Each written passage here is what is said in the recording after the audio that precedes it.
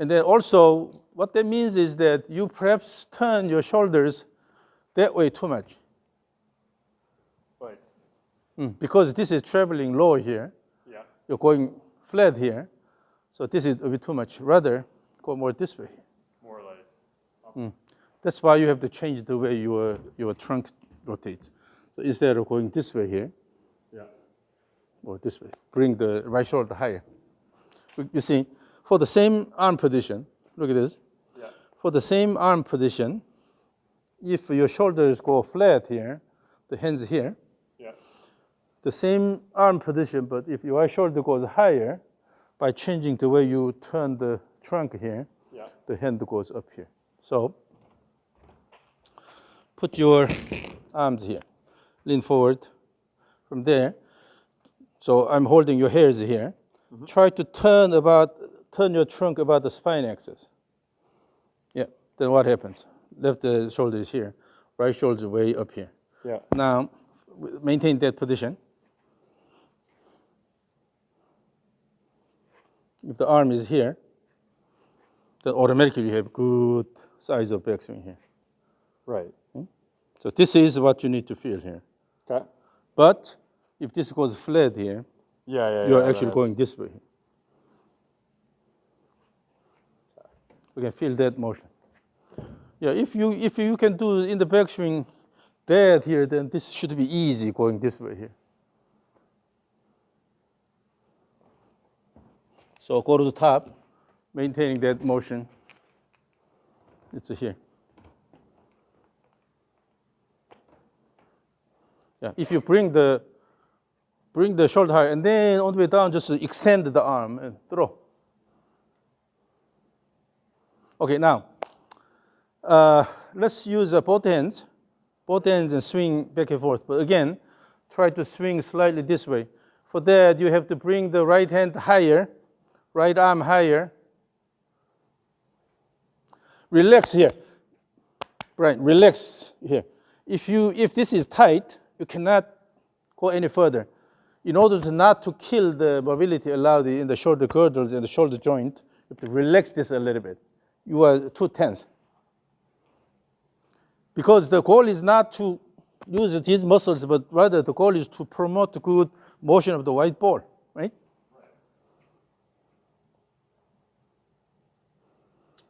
So let's always start from this side. Here.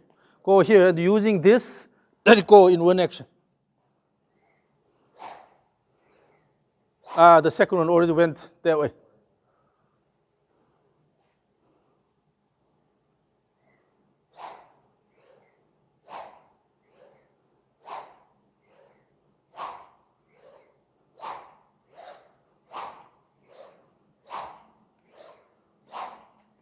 And then on this side, still you are pulling this in like this. Instead, just to throw, and then after throw, your arm, relax the arm so that throw and your arm just travel like this by maintaining the motion. But you keep pulling this all the way here. So the plane here versus the plane here, these are different. Yeah. Very different. Yeah, I can feel it. Because you keep pulling it using the muscles.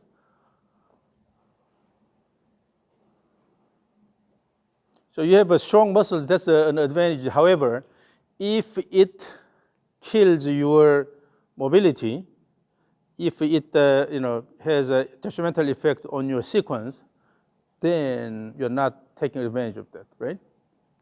So here you are throwing here by generating good speed and then throw, continue this motion instead of keep pulling all the way here.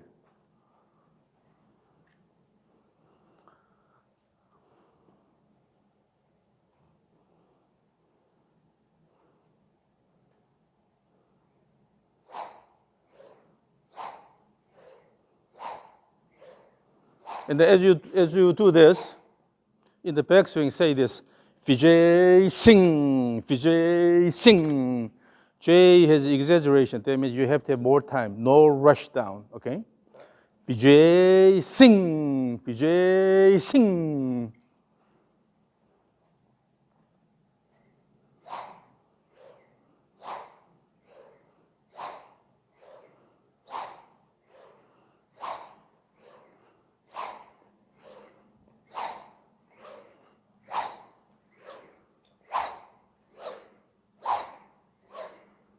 Now, okay, good.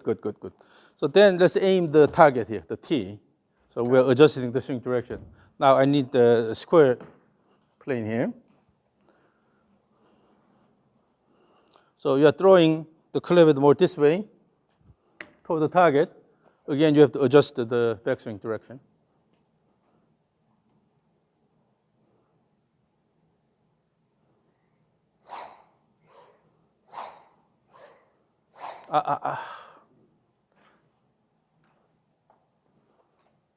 One thing you should not compromise is the right arm motion.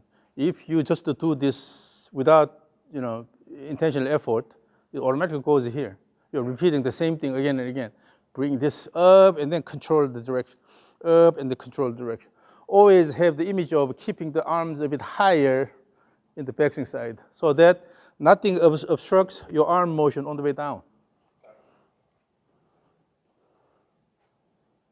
Bring the right shoulder higher, left shoulder lower, yeah.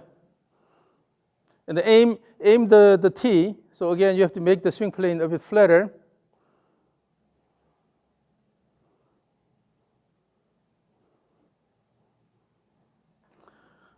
So over the years, you learned a certain motion pattern, right? But in order to change that, initially you need the intentional effort. That means you should see how the white ball is moving. If you don't feel the motion of the white ball, you cannot change anything. You have to see whether it's moving the way you want. If not, you have to adjust. So you adjust the body motion to make the target motion happen. Okay? So if your target motion is a nice, consistent motion of the white ball along the swing plane, aligned this way here, then if it's not moving that way, then you have to adjust your body motion.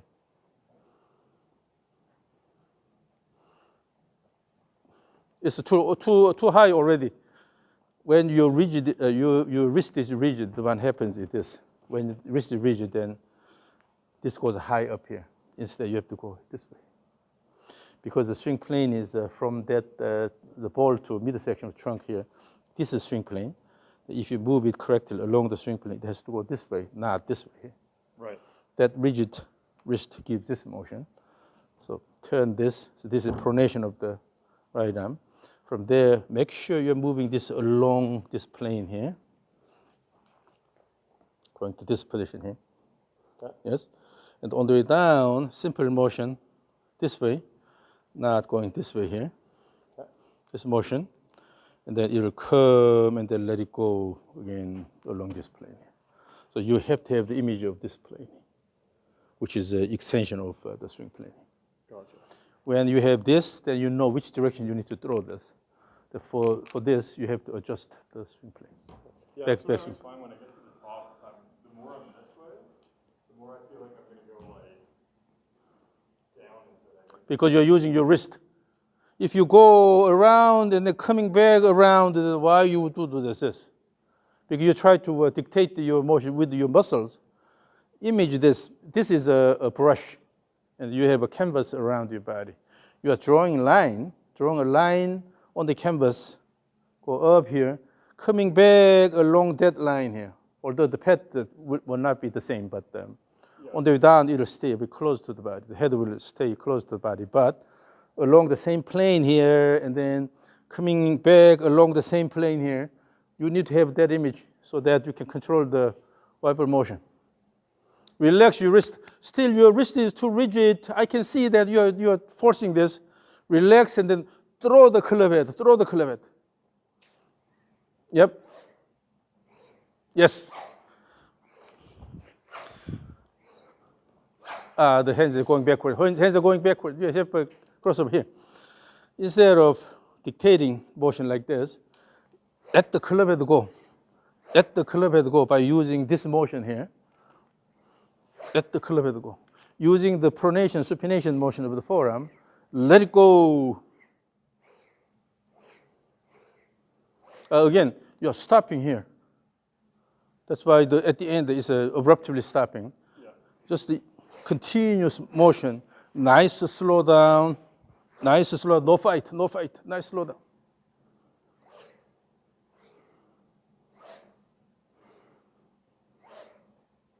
Yeah, when you relax your wrist a little bit, that doesn't mean you lose the control completely. Still, you have to maintain reasonable control, but let it go all the way here.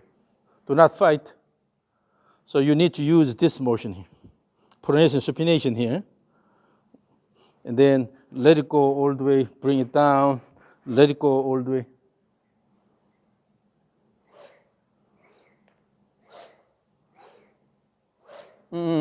Do not drop this at the top.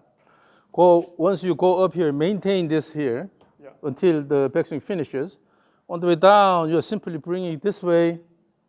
Automatically, it will shallow on the way down. No need to come down this way and then try to swing. Maintain that position so that we can now use this one here. This is a bit heavier than that one. Now let's do this. So let's do the so-called stage 3 here. So here, throw this way, bring it back, and swing. This is called the trigger motion, back swing, and the downswing. The purpose of the trigger motion is to have active backswing. Let it go all the way. Do not stop it here. Okay? Let it go all the way. When you have active backswing, you will also have active downswing. So throw it out first. Yeah. And then this trigger motion will set the swing plane here. Okay? So if you can swing in the downswing along that plane, then that's perfect. So all you do is set the swing plane correctly here using the trigger motion, and then bring it back and then swing along the same plane.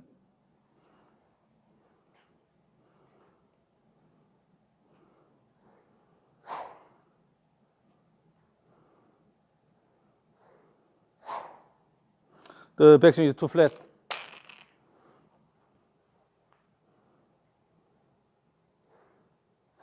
Oh, keep really fast the backswing, active backswing. Yes. Yes. Very good. Oh, yes. You see, with that active backswing, you're not really fighting with the shaft. So now it's coming this way here. Yeah. That's a lot better. So the purpose of the trigger motion is to promote active backswing. With that, in one action, you are creating this backswing plane here. So again,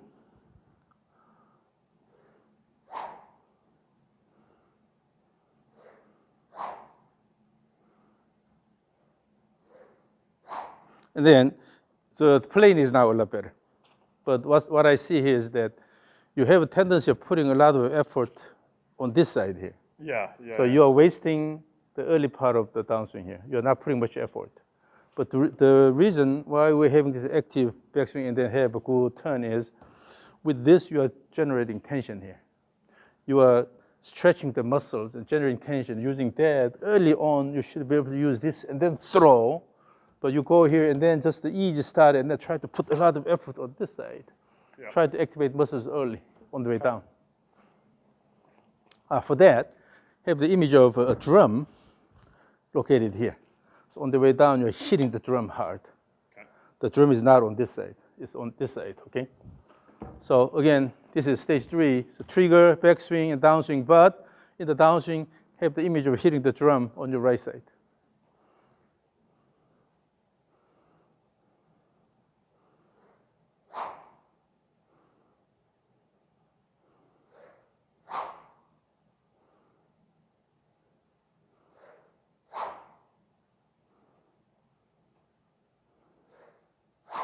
Are you really hitting the drum on the right side?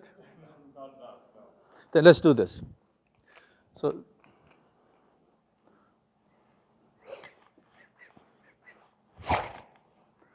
from the trigger, and then when you have active backswing, you have 2 pumps, and then the downswing. Introduce 2 pumps.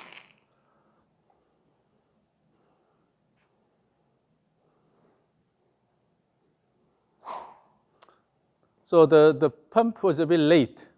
The pump should be done way up here instead of coming down all the way here. So here. So in other words, using this wind up and come back, wind up, come back. Using this, you're creating this pumping action. So this is happening way earlier. Okay? So stage 3 with 2 pumps.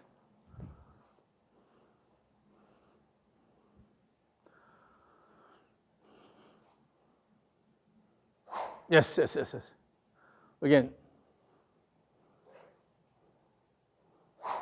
And then the tempo should be similar to the overall flow here. So, it shouldn't be too quick. It shouldn't be too slow. Match the overall flow. Okay. So we were developing rhythm with this.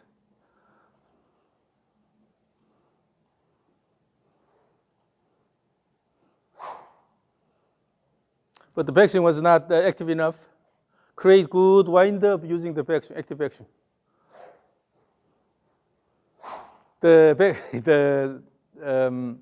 backswing was a bit too abrupt. Yeah, although the motion is fast motion, but at the end you have to have enough time so that your body can do this. No rush. Okay, so keep good wind up, as if you are building a climax toward the end of the backswing. So here, building the climax here instead of whoop. You have to create good coiling of the body.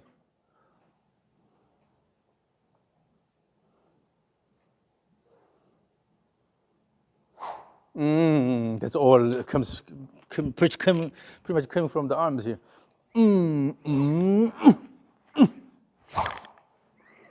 Use the body. Okay, so let's just do the stage 3 without the trigger motion, without the pumping motion. But make sure you are hitting the drum on your right side on the way down. Okay, if you swing hard on this side, it's too late. The taxi already passed by, right? Yeah. So using this good wind up and try to hit this here, wind up and hit the drum on your right side. So again, trigger, active backswing. Again, give a crazily big shoulder turn in the backswing. See how much you can go. Yes. Yes, now with that, you're actually going to slide the reverse pivot posture here with that rotation here. Then no need to put a lot of effort on this side in the downswing. Because of this, you can activate early. Again, so try to give that extra shoulder turn toward the end of the backswing. Yes. Let me record this.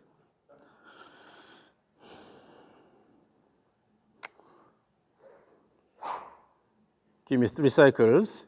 Go.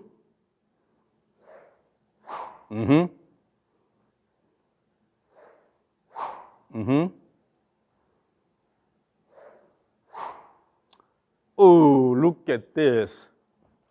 Look at this overall flow.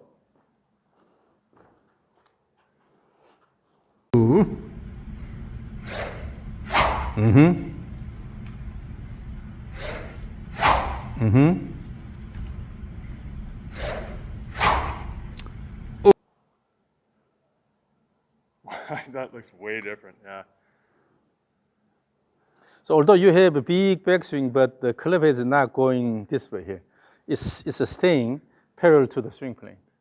So as long as the club stays parallel to the swing plane, it doesn't matter how far it goes, unless you really loosen your grip, right? Gotcha. So because of your extra shoulder turn here, now on the way down, you start with the shoulder turn. Yeah. It feels a lot more. And then you are letting it go in the downswing. So you keep continuing this motion. This is good. So again, stage 3. Now the only thing is, between the cycles, you have certain time gap, right? After swinging here, swing, and then this time gap between the cycles is also part of the rhythm here. So you don't wait too long, or the motion can be continuous. So you swing, swing, and then bring it back, swing, and bring back, swing. So it's easy motion coming down, but try to connect all cycles. Gotcha. then you are using the single rhythm for everything. So see it as a one continuous motion, okay? So 3 cycles.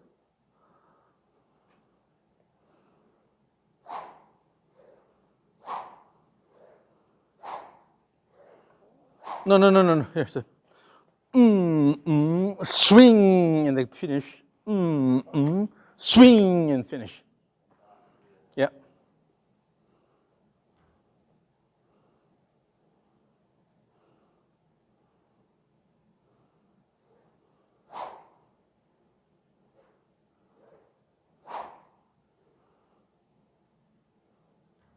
You'll get used to it. You'll get used to it as you repeat this. It becomes more natural here. Yeah. Yes. So now currently your hands are going over the shoulder here on this side, not going this way. That's why the club head goes way below. Still, it's parallel to the swing plane. Right. That's good. And then, so the goal in the backswing is to creating this coiling here so that you can feel the tension. Using that tension, you are starting the downswing. Again, 3 cycles.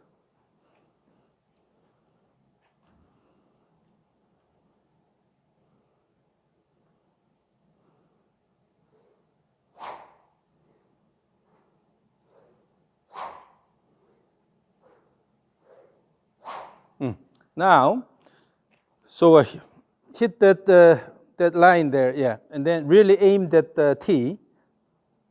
Okay, so you flatten the swing plane a bit more. For that, your hand has to go a bit higher here, swing here. So you have to reach out a bit more to aim the T. Yeah, that way you can flatten the swing plane. Yep. Again, stay straight.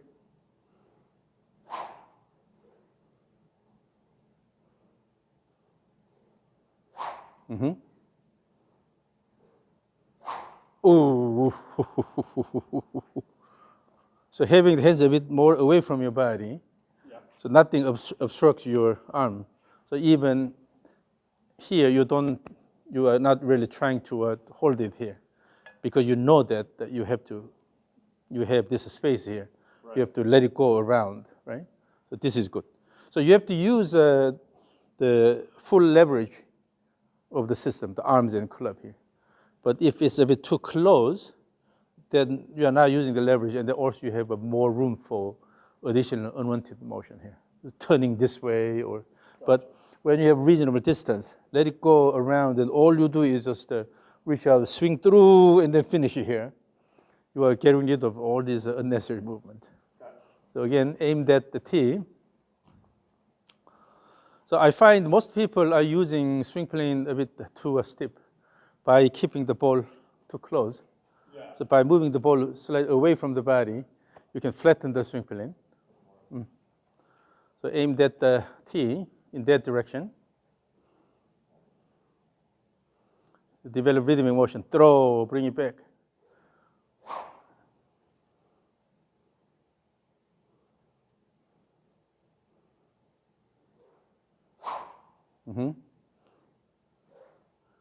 Yes. Yes. Now the motion is a lot more consistent. So you can ultimately experiment the distance, and then see which one gives you the most consistent outcome, and then which one gives you the most comfortable swing path. But generally, you need to speed up the backswing, and also you have a tendency of muscle-driven swing. So even though you are hitting far, but oftentimes the scatter is a bit too wide, and also that puts a lot of burden on the body because you're not using the backswing motion well. Yeah, that feels a lot easier, and it's funny. It feels steeper, but watching it, it's not. So the swing motion, when we have an active motion here, then you have a speed going this way, and eventually you have to slow this down, right? So the muscles that slow down this motion is that the muscles are pulling the upper body this way here. So the motion is going this way, the muscles pull this way. But since the motion will keep going a bit more here, so these muscles will be elongated.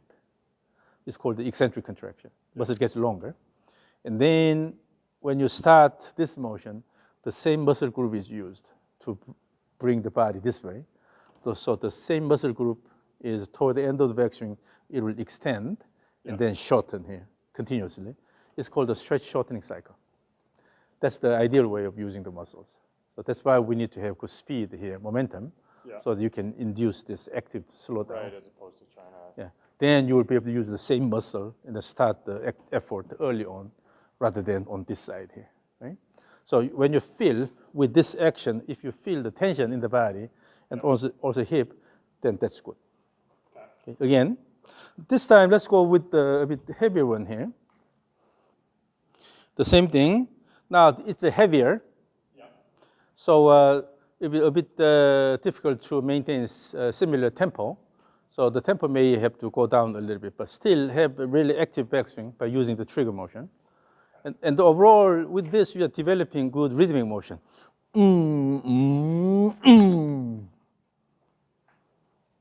As if you're dancing. Still aim the T. Yep.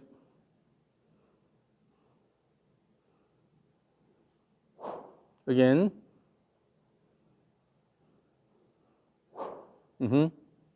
Yeah, the second one is better than the first one. Yes. Yes, so generally that's a continuous motion, but you give effort here and there, right? So that's the same idea. Now let's stay in the middle of these two mats here. Then I think you will be able to reach this here. Try to touch the tip. Touch the tip. Just the tip of the T, okay? As you swing, maintain the similar pattern and see if you can touch.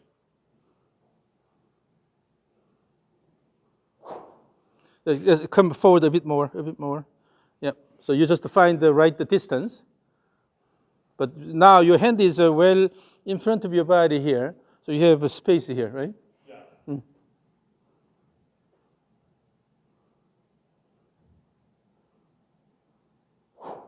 That's good. Yeah. Still, it's a bit too far, so you can come forward a bit more. And then make sure you find the right distance while you have the sense of extended body alignment here. And perhaps it may be a matter of your lean of the upper body. But currently, you generally tend to maintain sort of upright body posture, but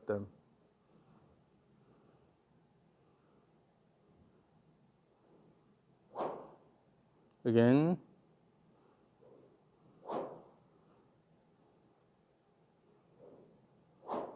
The club head is going a bit up here. That means you are still dragging it here. Because your hands are traveling too early ahead of the club. Pull the club, then the club head moves up here. In other words, you have to let the head go here.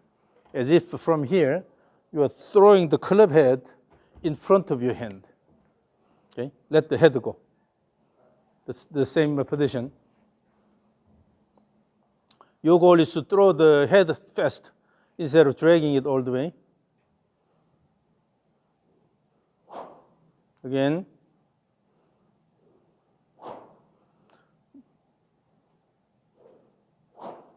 No need to turn the body that much here. Rather, your focus is this here.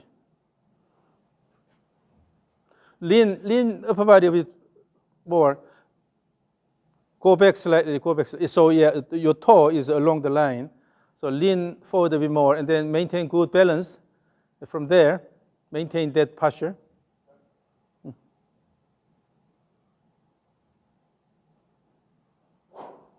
Again. You keep a faster backswing. So eventually, you'll have to practice this with a visual target. So initially, rubber tee like this, relatively tall rubber tee is good. So try to touch the tip as you swing, and then you'll be able to have consistent swing. But don't allow yourself to go really slow and also bring this back here. Right. Okay? So bring this higher here, and then now the hands are here. And then swing and then throw the club head instead of dragging it.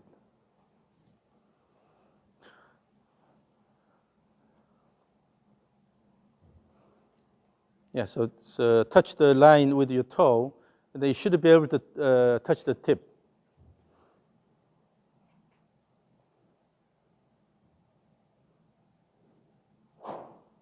Again. So try to even, after the trigger in the backswing, try to touch the tip.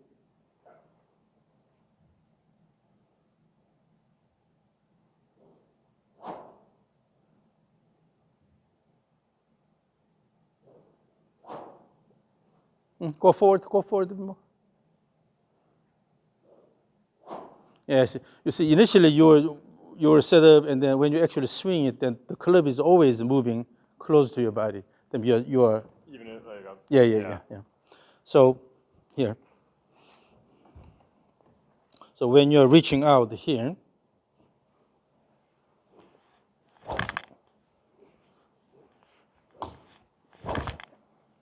so Phil, you have to see that your club head is passing this line here. Okay, this is heavy. Ah, my fingers.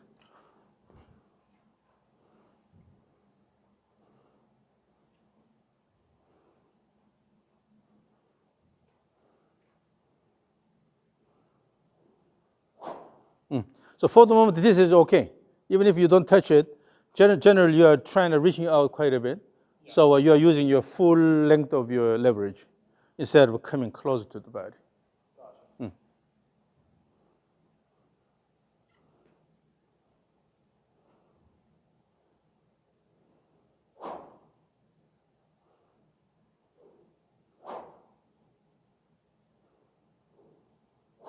Yeah, but the flow is now a lot nicer. Okay, move forward and then try to really touch it. But the tip, okay, not the body, the tip of the tee.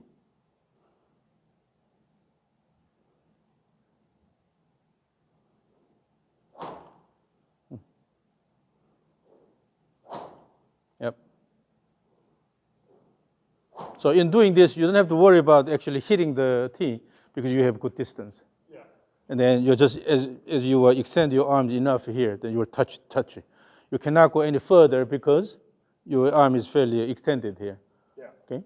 So this is okay. The only thing is when you try to use your arm like this, then it will move close to your body, so you miss that one. Right. But as long as you have good extended arm here, you will touch. So you don't have to worry about hitting the ball. Just focus on this motion and then throw.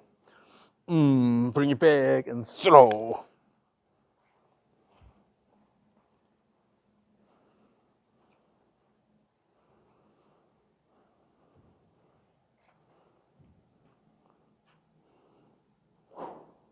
Don't try to muscle it.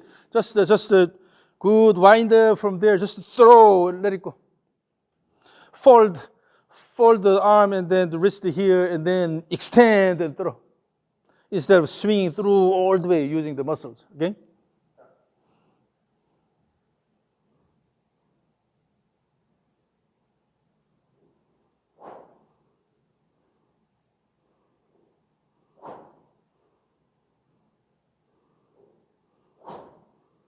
Look at this. The swing motion is now really clean. So usually people keep it a bit too close to the body so that all sorts of body motion happens. But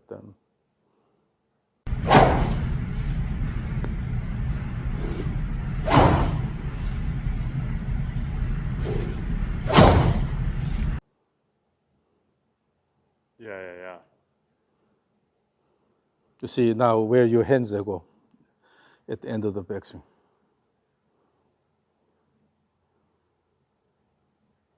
Ooh, look at that. Yeah. Yeah. Big difference. Yeah. So that's why everything is so simple here. That looks way different. Yeah. So this is what you need to maintain. And generally, for every club, start with the far ball position here, even if you don't reach. You can see how far you can go. From there, swing. And then eventually you will have to find reasonable distance where you can have a consistent result. It shouldn't be too close, but it shouldn't be too far. But generally, when you start from the far position, you can easily establish reasonable distance. Yeah. Okay? So what we worked on today is first the speeding up the backswing. This is called the stage 3. So we using irregular stance and then throw the trigger motion using this active backswing and then swing. Practice this a lot, okay? Day in, day out. And then when you actually hit the ball, use this as your pre-shot routine. So swing, and then go to the ball, and then have a similar body action. You have to remember what your body does with this active motion, and then take advantage of that. So we sped up the backswing, and then we changed the crossover thing. So now, because the hand position is reasonable, so your club alignment is really good. So you have to remember that position. Yeah, okay? yeah. Instead of keeping it here and then having crossover. So these things are what you do without even thinking, but because it is inscribed in your system. But you have to slowly unprogram these things and then reprogram the movement so that later, without even conscious effort, you can do this swing pattern. Okay? Awesome. Any question? No, I think that's it. And then with this, actually, you started using your lower body better. Yeah. But initially, you was close and you try to swing hard with the upper body muscles. Yeah, I can feel like that's how I feel when I swing, that it's all like upper body. Yeah. So particularly when you do the resistance training, always pay attention to functional movements. While you are conditioning your muscle, you also should maintain full body motion. Okay? If you have isolated the muscle conditioning too much, then you lose the flow. So your swing becomes like a robotic swing, like this.